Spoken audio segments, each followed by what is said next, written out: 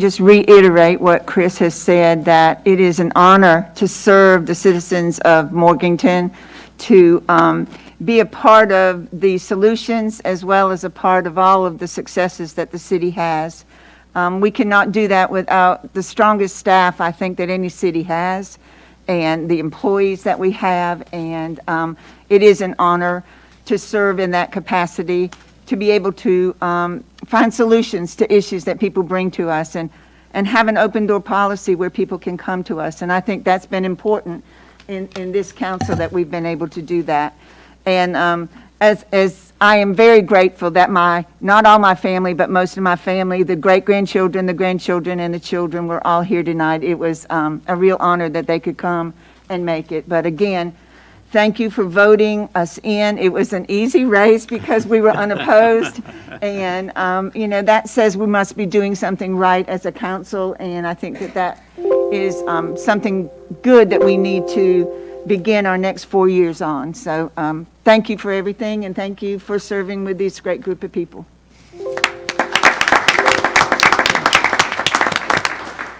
Our next item on the agenda is election of a mayor pro tem. Do I have any nominations? Mr. Mayor, I would like to nominate Council Member Wendy Cato.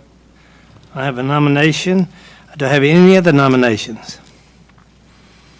Hearing none, Councilman Hawkins, would you like to make that by acclamation? Yes. All in favor of Wendy by acclamation, please say aye. Aye. The ayes have it. Congratulations, Mayor Pro Tem. Thank you so much. Thank you. We need to set meeting dates and times. I'll entertain a motion from council. So moved. What date? Oh, meeting place. Oh, wait, I got to look at my schedule here. It will be 6 o'clock, the first Monday of each month, excluding July. I have a motion to set the time 6 p.m. first Monday of each month except July. Do I have a second? Second. Any discussion? All in favor say aye. Aye. Motion passes. We have standing committees that the mayor appoints. On finance will be Ronnie Thompson and Chris Hawkins. Personnel, Wendy Cato and Butch McSwain. Streets will be Wendy Cato and Chris Jernigan. Utilities will be Chris Jernigan, Butch McSwain. And legislative, Butch McSwain and Chris Jernigan. Those are our standing committees. At this time, I'd like to introduce council, which is what we normally do. To my far right, the new Mayor Pro Tem, Wendy Cato. Next to her, Chris Jernigan. To my right, Louis Vina, our city attorney. I'm Ronnie Thompson, your mayor. Sally Sandy, city manager. Butch McSwain, city council. Chris Hawkins, city council. Kelly Russell, our recording secretary. Our interpreters for the deaf community, Danette Stillman Bridges and Ernest Williams IV. We have a retirement resolution, which is next on our agenda. Ms. Lee Ann Jarvis Hurley, I'd like to read that resolution. A resolution honoring Lee Ann Jarvis Hurley. Whereas Lee Ann Harvis Hurley was employed by the City of Morganton as a computer operator in the Finance MIS Department on November the 11th, 1991, changed to Information Technology Specialist on July 1st, 2004, changed to IT Data Support Specialist on June 14th, 2017, and whereas Lee Ann Jarvis Hurley has faithfully served and given of her time and effort for the benefit of the citizens of the City of Morganton for 30 years and 5 months, and whereas Lee Ann Jarvis Hurley retired from the City of Morganton as IT Data Support Specialist on December 1st, 2021, and whereas the Morganton City Council wishes to officially recognize the contributions of Lee Ann Jarvis Hurley and express their appreciation for a job well done, now therefore be it resolved by the City of Morganton that the mayor present this resolution to Lee Ann Jarvis Hurley for adopted the 6th day of December 2021. Ronnie Thompson, Mayor. Sally Sandy, City Clerk. Do I have a motion to accept this resolution? So moved. Do I have a second? Second. All in favor say aye. Aye. The motion passes. I'd like for Mayor Pro Tem Wendy Cato to present that certificate, please. Leanne, there has been so many years from carrying the mail that was so heavy, to going to each of the events that the festival and the Main Street did. You have been an integral part of the city of Morganton. We kind of lost you to the data programming, and but you have always been there when any of the departments have needed you. For that, we wish you all the best in your retirement. We will miss you, and we hope that you enjoy the rest of the time you have. Thank you so much. Thank you. Please say something. I would like to say thank you. Thank you for all of the memories at the old City Hall and the new City Hall. And now I'm learning what it looks like at 2 o'clock outside. It's different. My husband and I are working on renovating a new bus for to travel and meet new people and see the world. And so we're ready to do that. Thank you again. Thank you.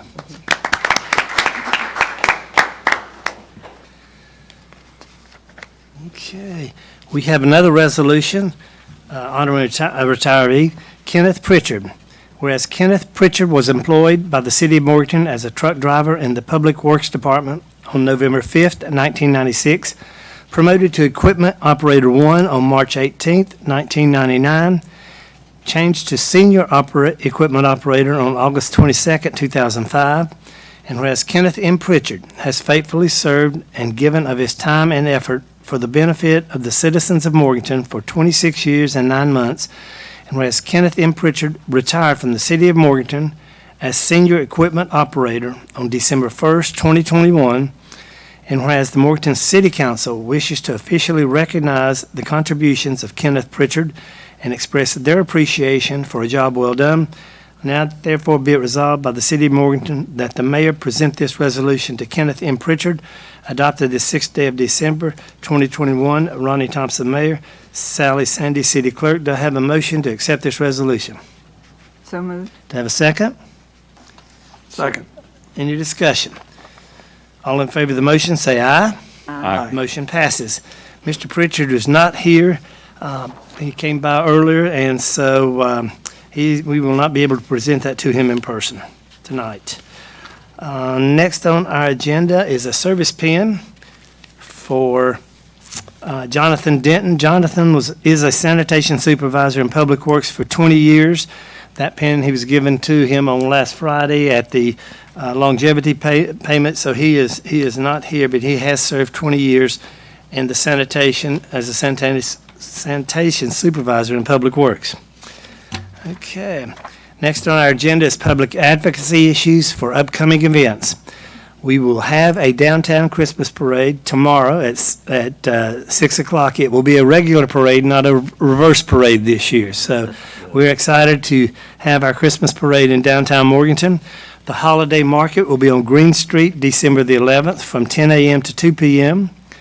Holiday carriage rides continue through December 23rd every Friday and Saturday, along with Thursday, December 23rd from 5:30 to 9. It starts at 111 North Green Street where the normal farmers market is. We have visits with Santa continuing through December the 18th, Friday and Saturday from 5 until 8. Check at downtownmorganton.com for location information. He does get around downtown. Next on our agenda is our comprehensive annual financial report presented by Jessie Parrish. I'm going to ask her to come forward, and she will be joined by telephone with Tom McNish of Elliott Davis. So, Jessie, I'll turn it over to you. Sure. Thank you. I'll just give a quick summary. In February at our council workshop, we're going to have a more in-depth presentation, so I didn't want to rush it too quick to give enough detail. So first, I'll have some good news. We were able to add to fund balance in every fund this year, which is just an exciting accomplishment, obviously, since the last 2 years have been a crazy economic time. And as a reminder to that, the way that has happened, the city staff, city council made some hard decisions. So I'll just run through a list. So we had considerable cost-saving measures and delayed rate increases in water and wastewater. We also had an electric rate deduction for 2 years. We forewent large item purchases when possible. We delayed or revised capital purchases. We lapsed the city cleaning service for an entire year. Comma and the community house had either reduced or furloughed staff at any point in time this past year. We had almost little to no part-time help. We had many multi-year projects that carry over through multiple fiscal years that add or reduce to fund balance, just kind of change it a little bit. We received approximately $470,000 in CARES Act funds. We received half of our ARPA funds, which is about $2.4 million. And we also received other COVID-related monies that went to our CDBG program, which the city gave back to the community through utility and rental assistance. As we like to say around here, Russ is saying is we fight above our weight class. So for comparison, for a city our size, every city has one general fund. Most have 2 utility funds. We have 4. We have 4 special revenue funds. We have 1 fiduciary fund that is new this year for our OPEB trust fund. And we have a ongoing 7 capital project funds. So we are busy and we don't have the dust to do any other way.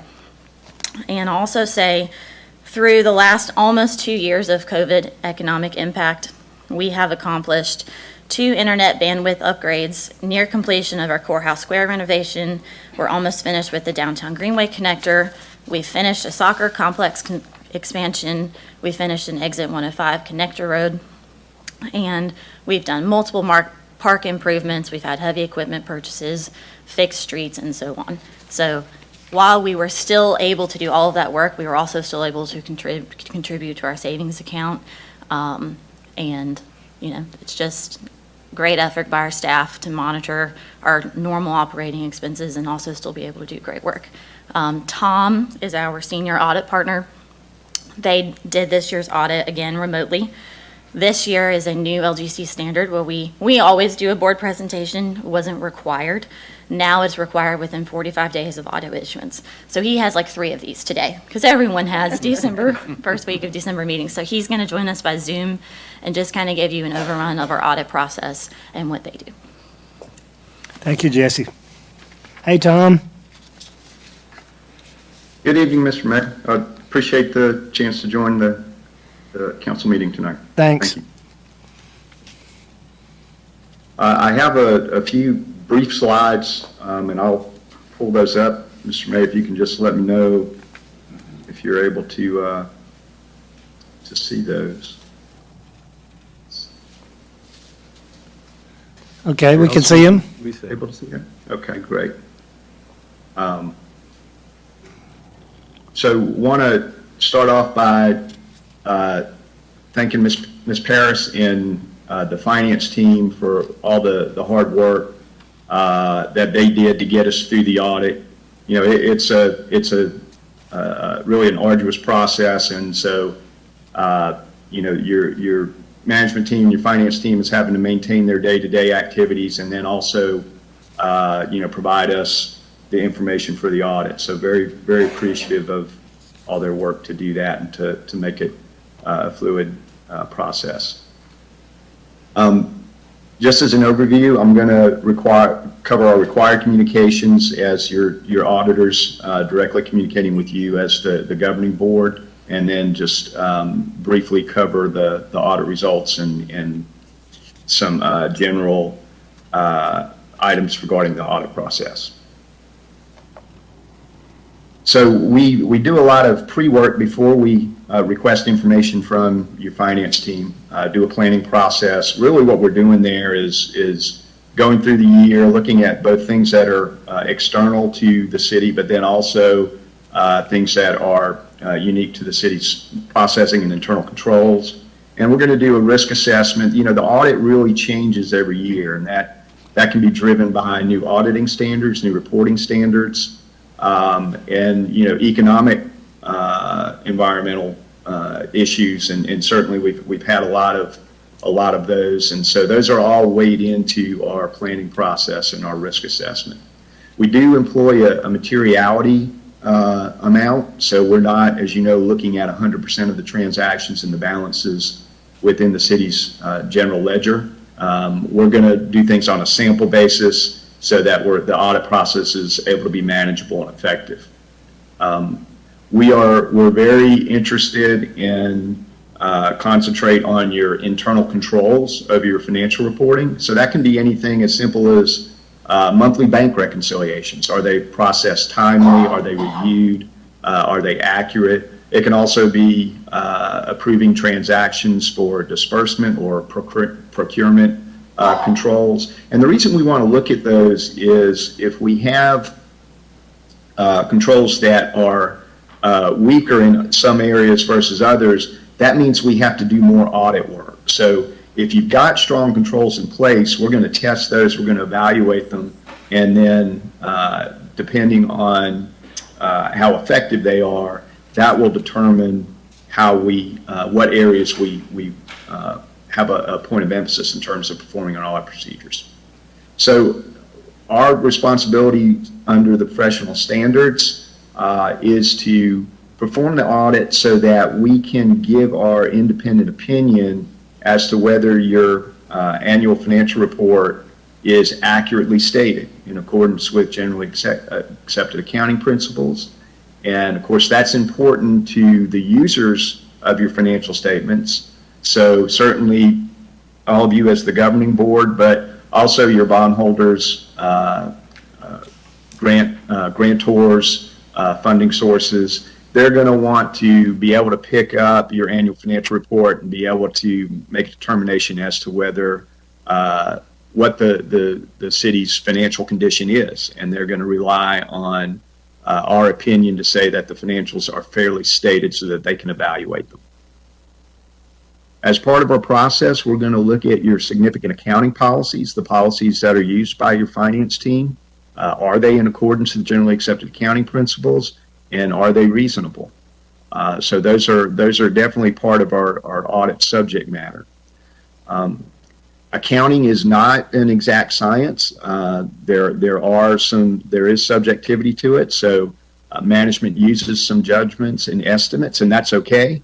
What we're looking for, what we're evaluating is, again, whether those estimates and judgments are reasonable based on the circumstances surrounding a given transaction or a journal entry. You'll notice when you look at the comprehensive annual financial report, there's a lot of footnote disclosures, and that's all the text that gives perspective to the exhibits, to the financial statements. So you can consider those to be explanatory as far as the amounts and balances that you see in the financial statements. And if I am a user, an interested party in the city's financial condition, I will definitely be drawing on those disclosures as part of my assessment of the financial statements. So we're focused on material misstatements and the potential or probability that the financial statements could be, they could have material errors. And material errors would be those that would cause a sophisticated user to be misled as to the financial condition of the city. So we're also, though, looking at and evaluating immaterial or below threshold type misstatements. We want to look at those from a cumulative level to make sure they don't rise to a systemic issue that would otherwise be material in terms of an error in the financial statement. So we want to evaluate any misstatements that we come across, whether or not they're material, and determine whether there's a cumulative effect. At the end of the audit process, we want to get written representations from your management team as to certain circumstances and events that occurred during the audit. And this is standard practice, just to make sure that we've got a commitment from the management team as to the information that was provided during the audit and the discussions that occurred.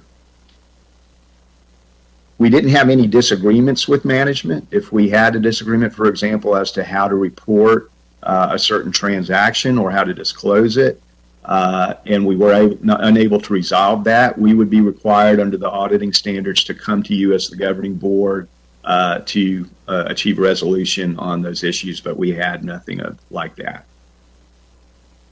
We weren't aware of consultation on the part of the city with other accountants or auditors. That may happen if there was a transaction or an occurrence that we did not feel we had the expertise as a firm to address. But we were very comfortable with the subject matter and the transactions that occurred for the city of Morganton, and that did not require any outside consultation.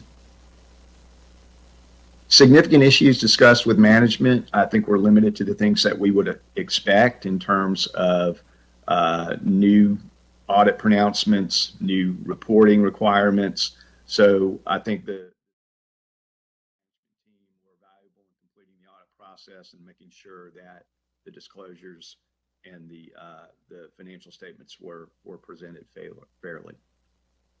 We did not encounter any difficulties in performing the audit. If we felt like we weren't getting information in a fluid manner, or that it was inaccurate, or that we were being stonewalled, something to that effect, obviously that would again require coming to you as the governing board, reporting on those instances and resolving them. And did not expect that we would have anything like that with the City of Morganton team, and we did not. We had no findings that would be considered significant deficiencies or material weaknesses under the auditing standards or under Yellow Book or government auditing standards. That's good news, a testament to your finance team. If we had those types of instances, not a huge problem. I think what we typically look for if we have those reported is that they are addressed by the management team and resolved in short order. But again, we didn't have any of those for 2021 for the audit.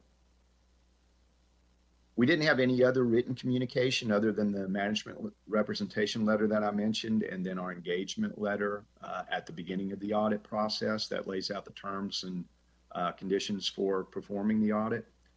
And so those were the only two forms of written communication that we had. So just real briefly, the reports that we've issued, I mentioned the opinion on the city's financial statements. And again, we're performing all the work that we've done is to be able to give our opinion as to whether or not the financial statements are fairly presented in accordance with generally accepted accounting principles. So the good news is we were able to issue what's called an unmodified opinion. That's the equivalent of a clean opinion. And that's us as a third party being able to say that we feel like the presentation is fair and materially accurate for the annual financial report. The City of Morganton, like any other local government, because you are a local government, you're subject to government auditing standards. Those place an emphasis on those internal controls that I mentioned. And then also, it places an emphasis on compliance with applicable laws and regulations that if there was non-compliance, there potentially could be an effect on the financial statements. And probably the best example of that would be if there was a violation of a law or a reg or contract or a grant agreement that would cause a liability to where a penalty had to be paid in a material sense, or grant funds perhaps have to be returned to a grantor. So the audit that we performed was designed in accordance with government auditing standards to make sure we covered those requirements. And if we had findings related to those, to internal control issues or compliance issues, we'd be required to report those. We did not have any deficiencies in internal control that we would consider to be significant deficiencies or material weaknesses. And we had no instances of non-compliance that we felt like were material under government auditing standards. So good news there. The city, as you know, makes good use of state and federal grant funds, and the significance of those funding requirements dictates that we perform a separate audit process called a single audit in accordance with the Single Audit Act, which is a congressional legislation. And so in performing that single audit, in this case, we're giving our opinion as to whether the city was materially in compliance with all the requirements that go along with those grant funds that you use. So the expectation on the part of whether it's a state agency or a federal agency is that the city spend those funds in accordance with those very detailed compliance requirements. So we perform separate audit procedures on your major programs so that we can give our third-party opinion on compliance. And so based on our testing under the single audit, in our opinion, the city did materially comply with the requirements of its major programs, and we were able to issue an opinion to that effect. One thing of note, the Local Government Commission has issued a new administrative code. They are wanting to have additional information, additional interpretation of the information in your financial statements. And essentially what that equates to are certain calculations and ratios that they want computed to be able to determine whether there are any what they would call areas or indicators of concern. So if you had a certain ratio or a certain change in net assets adjusted per their calculations that they fell into a zone of concern to where there would be specifically concern about the financial condition of the unit, they want to have those reported to council. So the calculations were performed for the city of Morganton, and there were no indicators of concern that were identified as a result of that process. Now, of course, that can change from year to year. This is the first year of implementation for the LGC for this monitoring. So I should say there was, and I think this is not an unusual trigger, but you did have a deficit fund balance of about $323,000 for the Greenway Connector project. So that is one item that does fall into the zone that I think that LGC would consider to be an indicator of concern. So I think going forward, there would be a request for a plan as to remedying that. And this is not a whole lot different. I think this information has really been requested every year whenever you have a deficit fund balance in a particular fund. So this is just more of it being formalized, I think, in reporting that information under the new administrative code. So again, this is new reporting required by the LGC for this year, which is why this may not look familiar for this year, but that'll be the norm going forward.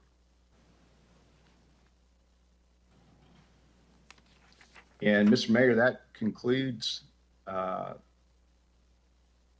my comments, and certainly can take any questions from council at this point. Tom, thank you so much.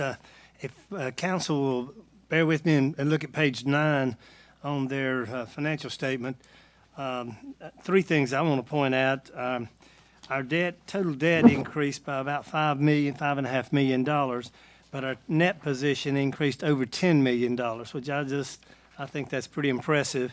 And the third thing I want to mention on that page, about 3/4 of the way down, our city bond rating moved up 2 steps to a AA, which is remarkable in the times we just went through the last couple of years.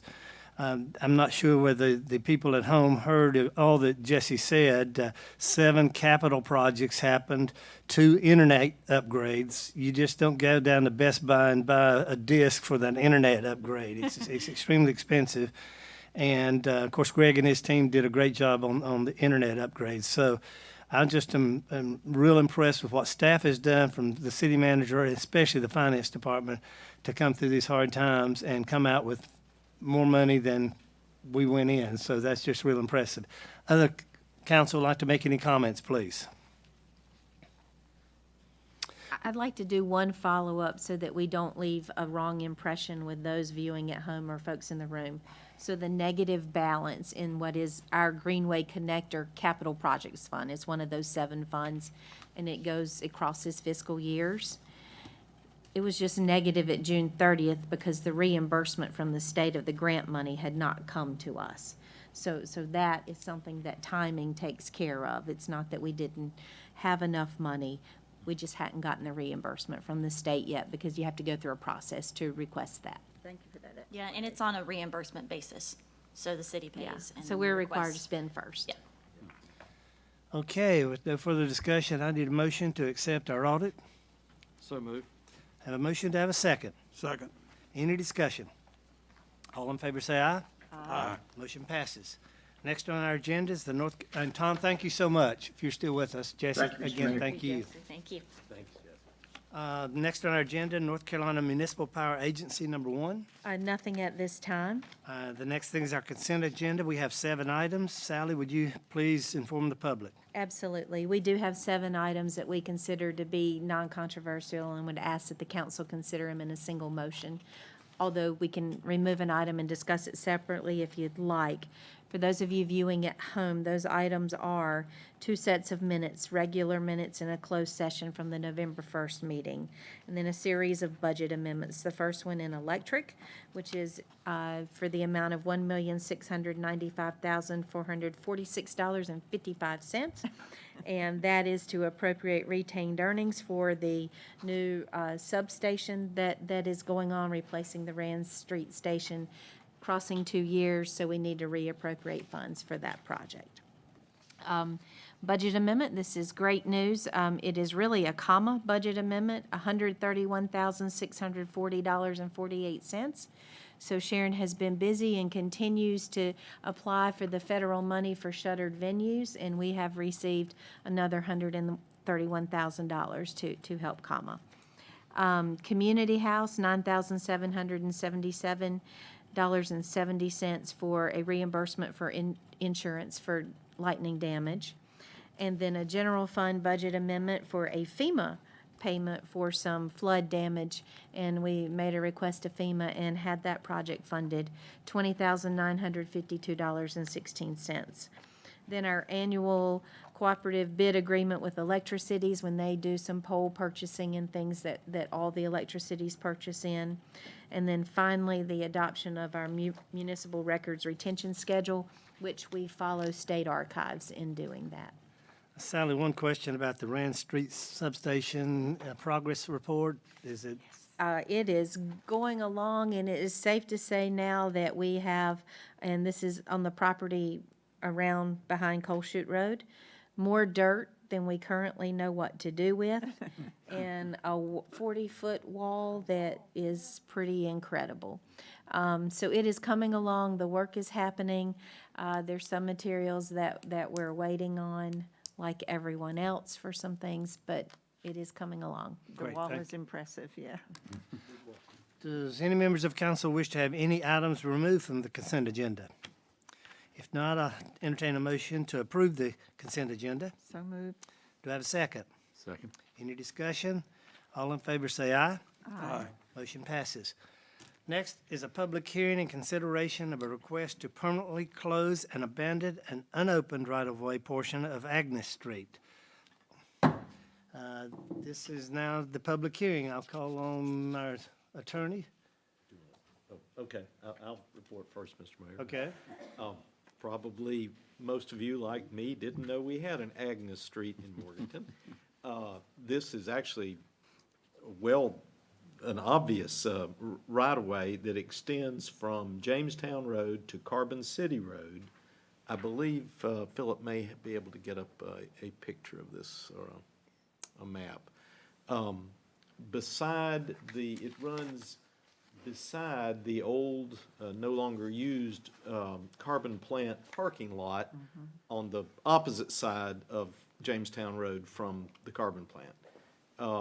And it was part of a platted subdivision many years ago, The developer, more than 60 years ago, the developer designated this as Agnes Street and chose this as a street running all the way from Jamestown to Carbon City. There are a couple of houses up on the Carbon City side, but that's not what this street closure request is concerned with. This is a public right-of-way.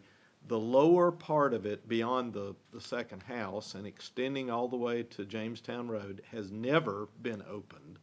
It runs right beside the very large former paved parking lot, and is between the parking lot and the garage door specialist property. And that's who the Georges family has requested, as petitioned, for abandonment, closure and abandonment of that portion of the right-of-way, because they have now acquired part of the old parking lot property, and this right-of-way separates the two, their older property from the parking lot property, and they simply want to access across it. Given where this strip of land is, given the topography, and given the fact that it directly parallels the existing road, which I believe is that called Carbon Drive, Philip, I think, which extends from Carbon City Road to Jamestown Road right beside it on the other side of the parking lot, it's inconceivable that the city would ever have any need for this stretch of pavement, this stretch of right-of-way. It's not paved. Also, this request doesn't in any way affect the portion of this Agnes Street closer to Carbon City Road that does serve a couple of houses there. The petition was made, and appropriate advertising has been made, and the appropriate posting with notice of the hearing was also made on the either end of the right-of-way. Okay, this is a public hearing. Would anyone like to speak concerning this issue? If not, public hearing is now closed. What's the wish of council? Make a motion to adopt an ordinance to permanently close and abandon the unopened portion of Agnes Street as submitted in the application by Dusty George's Investment LLC. I have a motion. Do I have a second? Second. Any discussion? All in favor of the motion, say aye. Aye. Motion passes. Thank you. Next on our agenda is a public hearing and consideration of a rezoning request to rezone 2.26 acres of property located at 618 East Meeting Street from light industrial conditional use, which is LI-CU, to high intensity district, HID. This is a public hearing. Public hearing is now open. I'll call on Philip Luckadoo to give us some information concerning this rezoning. Mr. Mayor, members of council, as stated, this is a rezoning request for 618 East Meeting Street.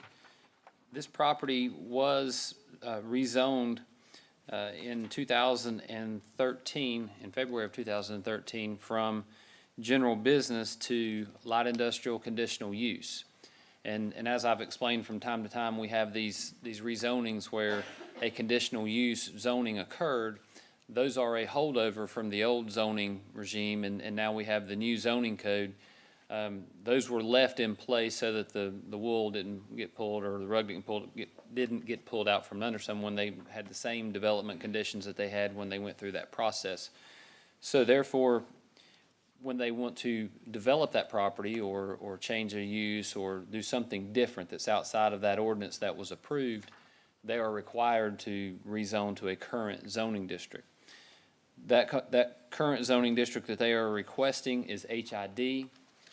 What we will look at here is, if you'll see the current zoning on your left, you see that all of the properties on either side of the subject property that's highlighted in yellow are currently zoned to HID. The reason for that, if you look at the map on the right, is that the proposed land use in the Mission 2030 future land use map shows that that should be a residential mixed use, And that zoning district, as you see everything else to the left, or I suppose to the west of that property, was zoned appropriately according to the future land use map, but because of that conditional use zoning, it stayed the same. So this is really a request to be in compliance with the future land use map.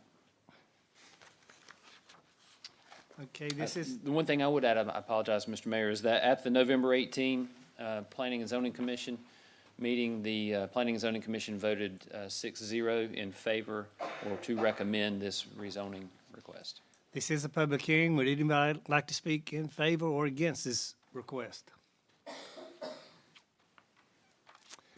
Philip, just for people sitting at home, this was the old Burke Dairy, correct? I mean, many years ago Yes, sir. was the Burke Dairy.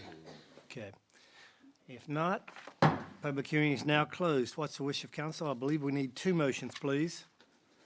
Motion to recognize that City of Morganton future land use map reflects that the subject parcel of this rezoning request is currently designated as commercial residential mixed use and thereby consistent with the Mission 2030 Land Development Plan. Have a motion. Do I have a second? Second. Any discussion? All in favor of the motion, please signify by saying aye. Aye. Motion passes. I do need another motion. I'll enter a motion to adopt an ordinance for a map amendment of 2.26 acres of property located at 618 East Meeting Street from light industrial conditional use to high intensity district. Have a motion. Do I have a second? Second. Any discussion? All in favor say aye. Aye. Motion passes. Okay. We have another public hearing in consideration of a zoning ordinance text amendment to edit section 6.2, non-conforming lots.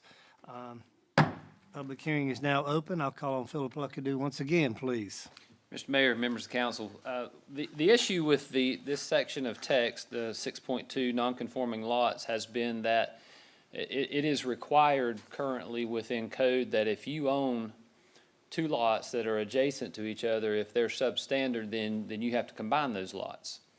That has presented issues for us in that it really precludes, in a lot of cases, the ability to take on infill development and build a house. So in other words, if I own two lots, and regardless of the fact that those two lots are exactly the same as every lot around me, I have to combine those because they're substandard according to our current code. Well, what this amendment would allow us to do is allow those two lots to remain, for two houses to be built on those, or if there's a house on one and the other is vacant, for a house to be built on that lot and provide for a much faster type of infill development that also allows the character of that neighborhood to be met and not have, you have a 75-foot wide lot, you have 3 or 4 of them, and all of a sudden you had to combine them so you have a 150-foot wide lot. So now it allows us to maintain the character of the neighborhood and encourage infill development. The other amendments in here are just to clarify some language that was in there and make it just a little bit easier to administer. Help me with planning and zoning on this issue. Yes, sir. Planning and zoning also at their November 18 meeting met and voted in favor of this unanimously 6-0. This is a public hearing. Would anyone like to speak in favor or against this particular motion? If not, public hearing is now closed. What is the wish of council? Motion to adopt an ordinance, amending section 6.2 of the City of Morganton zoning ordinance as proposed by staff and recommended by the Planning and Zoning Commission, the effect of which would clear up redundant language, make infill development more easily accomplished, and that such ordinance amendment would be consistent with the City of Morganton 2030 Land Use Plan. I have a motion. To have a second? Second. Any discussion? You would be surprised how often this comes into place. And it really does put a hardship on the people who need to perhaps sell the land, or it puts a hardship on not being able to bring in some housing in land that is there. So this is very good change. Very Thank you, good Wendy. Anything else? I would, if I may, Mr. Mayor, just point out that the only structures that can be built under this exception would be single-family dwellings. Yes. Which is the whole point of it. Any further discussion? All in favor, please say aye. Aye. Motion passes. And we saw our finance committee, department's been busy. Philip's really been busy. We're going to bring him back up again. Next on our agenda is consideration of award of a master services agreement with engineering consulting firms to perform on-call engineering services for the city. Philip? Mr. Mayor, members of the council, 3 years ago, this was brought to the forefront when we were hiring our current city engineer. And we recognized that at that point in time, we had to have someone with a professional engineering license to take on certain duties that we do on a routine basis. So at that point in time, we went through the request for qualifications process, and we onboarded 3 professional engineering firms to take on work that either at the time that we needed a professional engineer to seal, but as we have moved forward and we now have an engineer, we have also recognized the need to take on certain specialty types of engineering, whether it be environmental planning, whether it be a traffic study that needs to be sealed, of any certain kind, signalization of intersections, as we saw with the construction of the Albertron Boulevard.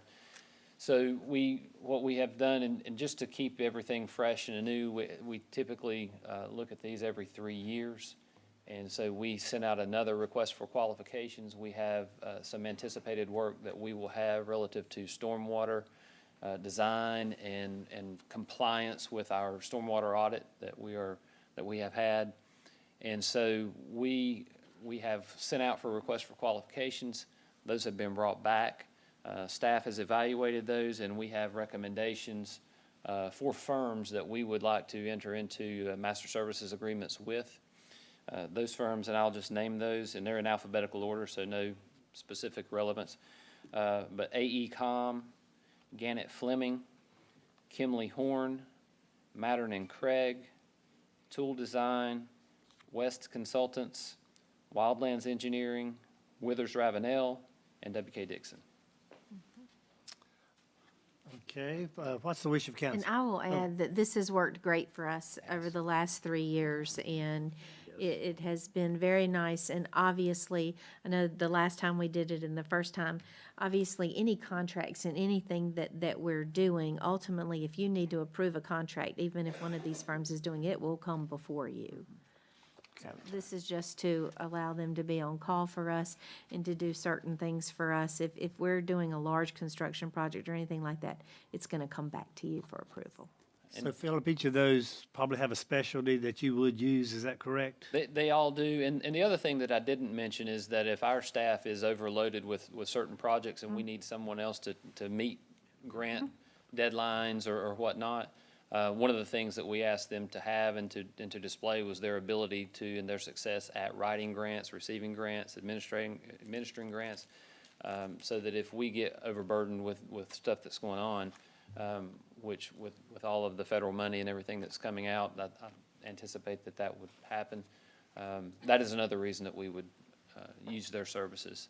And as Sally said, we bring those contracts. Each work authorization comes back before City Council for approval. What's the wish of council? Motion to approve on-call master services agreements with the following firms: AECom, Gannett Fleming, Kimley Horn, Mattern and Craig, Tool Design, West Consultants, Wildlands Engineering, Withers Ravenel, and WK Dixon for on-call engineering services. Thank you, Wendy. Have a motion to have a second. Second. Thank you, Chris. Any discussion? All in favor, please say aye. Aye. Motion passes. Next on our agenda is consideration of an ordinance to remove the city-maintained traffic signal at the intersection of South College Street and West Concord Street, and to adopt an ordinance to place stop signs at that same intersection. Call on Sally to give us some information. Sure, and this is another item that Philip could discuss, but we thought everybody needed a change of voice and scenery, so I'm going to take this one. So that intersection near the library and public safety headquarters was a city-maintained, city-operated traffic signal. In the spring, it quit working. And in looking at what it would take to repair it, it was pretty substantial. Also, we are starting in the planning and the design for the College Street project and the redo of that. And this is one of the intersections in the pre-meetings and in the discussions that came up. And it was recommended by the engineers and folks in some of those meetings that we look at making this a four-way stop and not the old signal. That has indeed been what has happened for the last 5 months. We have not received any complaints regarding the new situation. I know it's always tenuous and you know, people have to pay attention when they're coming up that intersection for it to be safe. We feel like at this point that we need to recommend that we not replace the stop sign and permanently make this a four-way stop. I think we need two motions. What's the wish of council? Make a motion to adopt an ordinance for the removal of the city-maintained traffic signal at the intersection of South College Street and West Concord Street. Thank you, Chris. I have a motion to have a second. Second. Any discussion? Mr. Mayor, I drive that street several times a week or more. And I assume we've had no, I know there's no complaints, we've had no accidents there reported. The amount of traffic on College concerns me, though personally, I love four-way stops as opposed to a traffic light. But I am somewhat concerned, and I couldn't remember the plans for that corridor coming in. Is there still going to be a median through that part? No, not at that Okay, part. not at That that is point. where That would it is be a- narrow. Okay, that would have been a concern, I think, but. I think the four-way stop on King Street Oh. has worked well. Oh, I do mean, too. So, you know. And on the other side of town with the, Yes. at White and Concord, it worked very well too. I see them a lot. So it solves people waiting during unpeak times. I mean, you're there during peak times, so, you know, it makes a difference, yeah. Butch, thanks. Any further discussion? All in favor of the motion, say aye. Aye. The motion passes. I need another motion, please. I'll enter a motion to adopt an ordinance to place a stop sign on each of the four legs or approaches to the intersection of South College Street and West Concord Street, thereby creating a four-way stop intersection. I have a motion to have a second. Second. Any discussion? Yes, I'd like to add, if we can, I think we need to clarify, and I've seen it some bigger four-way stop signs, a sign attached that says, that emphasizes that it's a four-way stop The little bottom piece. across the bottom of it or some way. If we could look into having that, I think that would help with the amount, again, the amount of traffic I see there. I'll ask our attorney, do we need to amend the motion, or is that understood? Okay. That's just part of the four-way stop. Should be. All in favor of the motion, please signify by saying aye. Aye. Motion passes. Next is consideration of award for professional services for an acoustical study and sound design services for our public performing arts center. Sally? Yes, so we are excited after a very quiet year in 2020 for CAMA to be open again. Season 36 is up and running. As we have started having live performances again, an issue that from time to time has plagued us there is some challenges with the sound, and in particular in certain areas, and how it is affected when you have both instruments, voices, everything. If you want to stand on the front of the stage of CAMA and do something with no sound equipment, It's wonderful. the building has fantastic acoustics. First time I saw and heard that, boots ran off. Tells you how old I am. And that was a lot of seasons ago, and it was amazing to hear that. When you mix it all up, and as things are different and as technology changes and all of that, we feel like we need to take a look at this.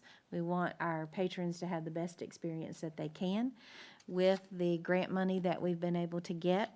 We can do this contract for $8,900, work with a group out of North Wilkesboro who's familiar with our facility and with our sound issues, and they're called On Avis Audio Visual Solutions, and we will be able to do this without a budget amendment. We feel like the timing's important because everybody's starting now to plan for capital, looking next year and the years after that, and if we need to make any adjustments or requests, we need to know what that is. What's the wish of council? Motion to approve a contract with On Avis Audio Visual Solutions out of North Wilkesboro to provide an acoustical study and design services for Comma in the amount of $8,900. I have a motion. Do I have a second? Second. Any discussion? Well, I'll just say that having worked at Comma and then having been a patron of Comma for years, we've kind of piecemealed our system, and with technology being so rapidly changing, this is something that has to be done. Has to be done. Thanks, Wendy. Any other comments? All in favor of the motion, please signify by saying aye. Aye. Motion passes. Next is an appointment to the Airport Authority. Sally? Yes, we are asked as part of our agreement with the other entities operating the airport authority that we appoint a council member and a member from our community at large.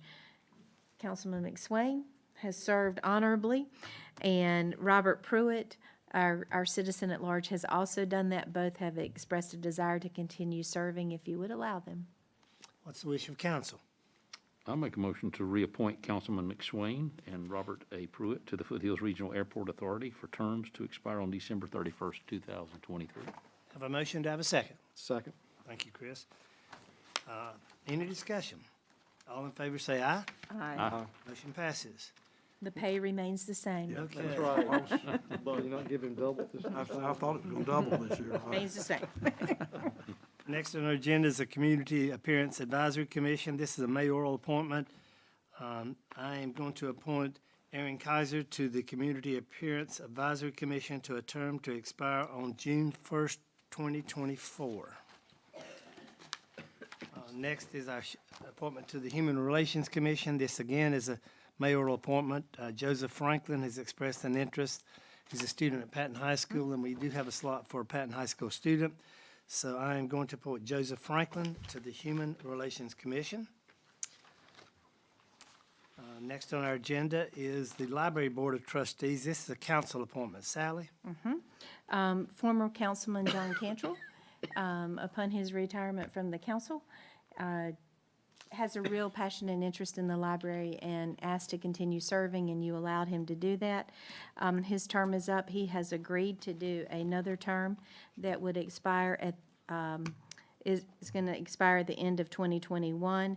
John has asked to be reappointed to that. What's the wish of council? I'd like to make a motion to reappoint John Cantrell as the city representative on the Burke County Library Board of Trustees for another term. Thank you, Chris. Do I have a second? I'll second. Thank you, Butch. Any discussion? All in favor of the motion, say aye. Aye. Motion passes. Next is consideration for reappointment to the Burke County Tourism Development Authority. Sally? This one is strongly sought after as well. Rob Winkler, the Recreation Director, has been serving on that board for us. This is one that the city makes a recommendation, and then the county commissioners do the appointment and accept that. Feel like it's important that the city keeps a presence on that board, and obviously, we do our share in this community to support travel and tourism, and would like for you to recommend Rob be reappointed to that and have the county commissioners confirm that. What's the wish of council? Make a motion to recommend Rob Winkler for consideration of reappointment on the Burke County Tourism Development Authority for a term to expire on December 31st, 2023. Thank you, Chris. Do I have a second? Second. Any discussion? All in favor of the motion, say aye. Aye. Motion passes. Sally, we have a Fireman's Relief Fund Board, a 30-day notice. Would you give us some information. Yes, so letting you know that at the next meeting will come up consideration for reappointments. The terms for council appointees, and those currently are Mark Bradshaw, and then public safety appointee David Ferber. Those are coming up, and both have expressed an interest. We may get some more interest in the meantime, highly unlikely. And the terms also for a council appointee is Jesse Paris, the finance director is normally an appointee to serve on this board, and then a public safety appointee, Israel Gibson. So Mark and David have actually expired, and Their terms expired. Yes, their terms have expired. They're still with us. At least I think they're still with us. And they are continue serving until you would replace them, and then Jesse and Israel would be up next time. Okay, thank you. No action taken, correct? Correct. Any other items from the city manager or city council? My congratulations to Chris and Wendy. Thank you for maintaining a great team. And everyone at home, I just wish everyone a Merry Christmas and have a safe holiday. We're adjourned.